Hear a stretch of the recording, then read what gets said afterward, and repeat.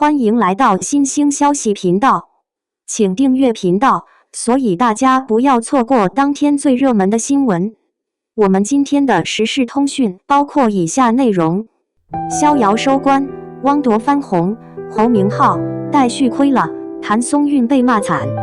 逍遙倉促收官卻亮點頻現，汪鐸飾演的秉燭打破男二套路，陽剛魅力圈粉無數。侯明昊與譚松韻三生三世宿命感拉滿，後半程高甜高虐，戴旭一時即封神的凶獸演技炸裂。這部被低估的奇幻劇，既有古典美學，又藏滿意外笑點，堪稱今夏最讓人意難平的電子榨菜。譚松韻、侯明昊主演的奇幻劇《逍遙》迎來大結局了，40集的古裝劇才播了11天就連夜送走，觀眾都來不及消化劇情，實在播得太快了。譚松韻和侯明昊都是當紅人氣花生，導演徐紀周也是有大爆劇狂飆在手的，但這部劇的待遇是真的很差，零宣發、零採訪、零線下劇宣，基本看不到熱搜，偶爾有個熱搜還是黑熱搜，對劇集的播放效果十分不利，以至於到後來追劇觀眾都希望能來點黑熱搜幫忙宣傳了，就是不希望這部好劇被埋沒，因為一直追評的觀眾才知道這部劇劇情、細節、特效、演員真的都很好，值得被更多人看到。如今倉促收官，一眾演員在劇中的表現也引發了大家熱議。吃到紅利的演員很少，侯明昊、戴旭虧了，譚松韻更是承擔了最大炮火，被罵慘。吃到最多紅利的便是汪鐸扮演的秉燭了，前半部分戲份多，而且人設非常有新意。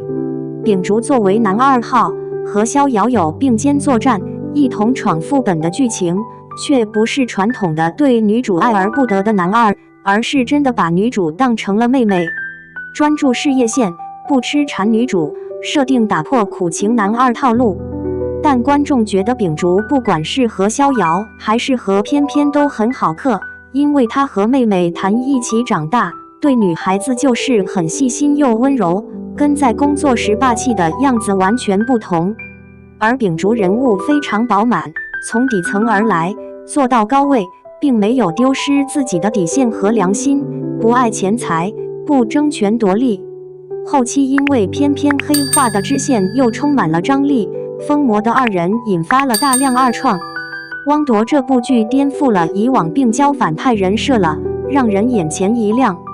還上新了人生鏡頭，穿飛魚服帥出了新高度，寬肩窄腰，打戲兼具力量感與流暢度，說話中氣十足，陽剛氣息一出屏幕，感覺很有安全感。而侯明昊在前半部分的戲份並不多，動不動幾集都看不到。扮演的妖王紅葉沒有厲害的兵，實力也不強，還被歲夢仙君抓走了，要靠逍遙救，更像是為女主提供情緒價值的情感工具人。大家還不理解他初見逍遙為何就那麼愛了，感覺很戀愛腦。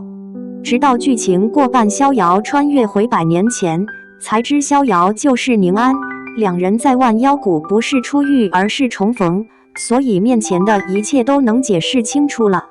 而這時才是紅葉魅力的集中展現，逍遙的一切喜好他都記得清清楚楚，一直愛的都是同一個靈魂，所以只對他溫柔。逍遙從100年前帶回紅葉淚晶，讓他恢復了靈力，紅葉變強了。兩人萬年就有糾葛，但都沒萬年前的記憶。萬年前逍遙是龍女，而紅葉成了人族，相當於身份互換，兩人三生三世宿命感增強。後半部分侯明昊戲份也多了，明顯更好看了。只可惜劇情漸入佳境，這部劇就超點了，對於侯明昊來說確實很吃虧。只能說前期鋪墊太長了，看到最後又會覺得精妙。還有戴旭扮演的上古4大凶獸之一傲狠，兼具凶戾氣場與意外幽默感。深愛逍遙，他才是紅葉的情敵，萬年前就嫉妒紅葉這個人族能得到龍女的喜歡。戴旭的表演很不錯，霸氣又深情，但最後10集才出來，登場太晚了。這部劇開局不少黑熱搜，吐槽劇情老套和譚松韻年齡，認為35歲演少女就是扮嫩，和侯明昊沒有 CP 感。還有就是吐槽譚松韻的聲音沒有少女感，認為不適合古裝劇。但真的沉浸追劇後會發現，並沒覺得譚松韻原聲不好啊，明明就該萌的時候超級萌，萌的時候說的話心都快化了，該霸氣的時候也是相當霸氣的。譚松韻的表演是很靈動的，古靈精怪完全具象化。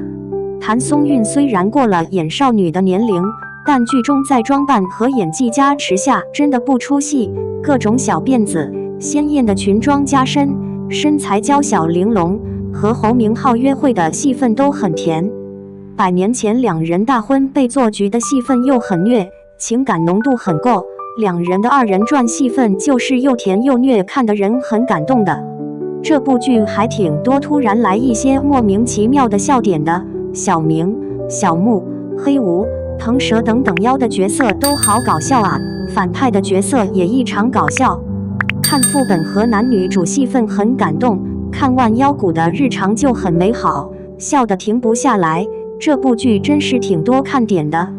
對於喜歡古典美學與甜虐情感的觀眾來說，這是一部值得沉浸的電子榨菜。2.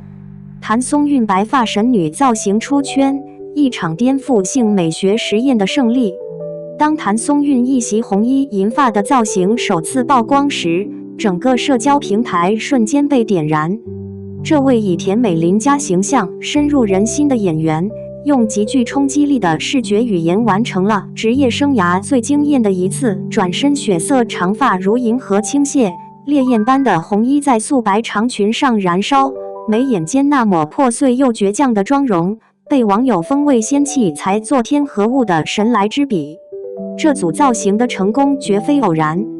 對比她過往的甜美系角色，白髮神女逍遙的每個細節都在訴說顛覆。銀絲不再象徵衰老，而是轉化為神秘力量的具象化表達。紅衣不再是喜慶符號，成為角色內心火焰的外化呈現。更精妙的是造型與劇本的深度，咬合白髮既是萬年大妖覺醒的印記，也是與侯明昊角色命運糾纏的視覺伏筆，讓觀眾在第一時間就能捕捉到角色破碎而強大的複雜內核。跨年晚會上的白月光造型早已證明譚松韻的時尚可塑性，但逍遙中的白髮神女才是真正的突破性嘗試。35歲的她既能完美駕馭少女的靈動，又能用白髮造型展現神奇的威嚴。這種跨越年齡與性格維度的表現力，讓觀眾看到了一個演員的無限可能。當銀髮隨風揚起時，我們看到的不僅是精心設計的造型藝術，更是一個演員打破舒適區的勇氣宣言。業內常說造型是角色的第一句台詞，譚松韻這次用教科書級的案例詮釋了這句話。白髮紅衣的強烈對比構成視覺記憶點，而髮絲間若隱若現的銀飾，眼尾精心勾勒的紅色印記，這些細節堆砌出角色的神性與人性。尤其當觀眾發現白髮造型與劇中力量交換的虐心劇情緊密關聯時，造型已不再是簡單的美學設計，而成為敘事的重要參與者。從甜妹到神女的蛻變之路，譚松韻用了3個截然不同的時代角色來鋪陳：萬年大妖的霸氣，人族公主的溫婉，現代少女的活潑。3種身份在白髮造型的串聯下形成統一的人格底色。這種通過造型實現角色多維度的創作智慧，不僅讓觀眾驚嘆譚松韻居然能這樣，更重新定義了仙俠劇女主角的可能性。她們可以既強大又脆弱，既威嚴又溫柔。當譚松韻白髮神女造型登上熱搜時，我們看到的不僅是一個演員的華麗轉身，更是國產劇造型美學的一次躍進。這個兼具 CG 質感和真實情感的白髮形象，打破了仙俠劇角色同質化的窠臼，證明真正的好造型應該像冰山一角露出水面的驚豔，源自水下與角色、劇情的深刻連結。或許這就是為什麼觀眾會說這個限定皮膚反彈鬆韻，看100遍都不膩。